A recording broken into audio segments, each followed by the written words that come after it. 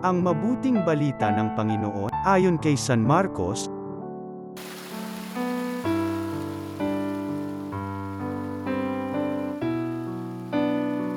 Isang araw ng pamamahinga, naparaan si Jesus at ang kanyang mga alagad sa tabi ng triguhan.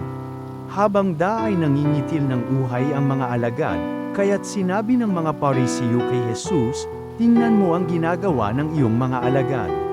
Bawal iyan kung araw ng pamamahinga." Sinagot sila ni Jesus, "Hindi pa ba ninyo nababasa ang ginawa ni David noong si Abiathar ang pinakapunong saserdote?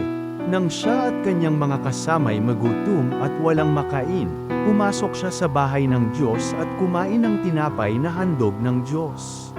Ayon sa kautusan, ang mga saserdote lamang ang may karapatang kumain niyon, ngunit kinain yun ni David, at binigyan pa ang kanyang mga kasama."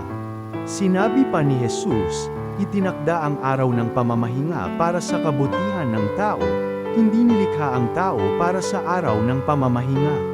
Kaya't maging ang araw ng pamamahinga ay nasa ilalim ng kapangyarihan ng Anak ng Tao. Ang mabuting balita ng Panginoon.